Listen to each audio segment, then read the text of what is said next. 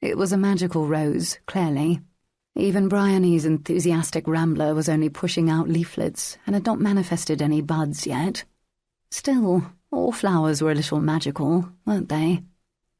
Perhaps being magical means that it wouldn't wilt on the way home. She pushed back from the table and washed her hands in an ewer of water. Then she saddled Fumblefoot. He was feeling frisky, or as frisky as he ever got, and mouthed at her sleeve, looking none the worse for his snowy adventure the day before. Bryony tidied up as best she could, folding the quilt and stacking the dirty dishes, then pulled on her now dry socks and boots. She surveyed the room. "Well, thank you again, for the fire and the mash and the bacon. We're very grateful." She cleared her throat a little. There was an unused jar in the saddlebags.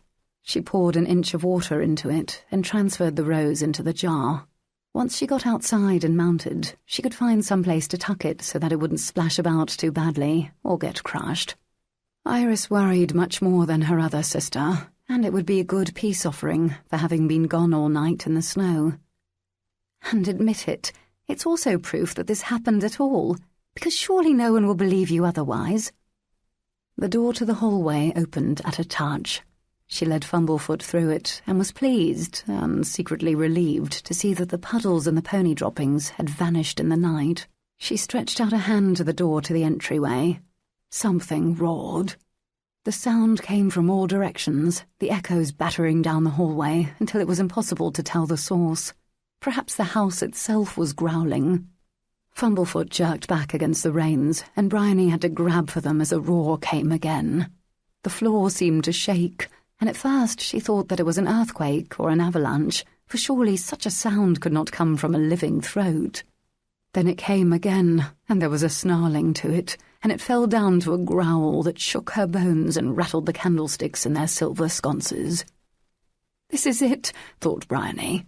"This is the price I pay. I knew the bacon was too good to be true."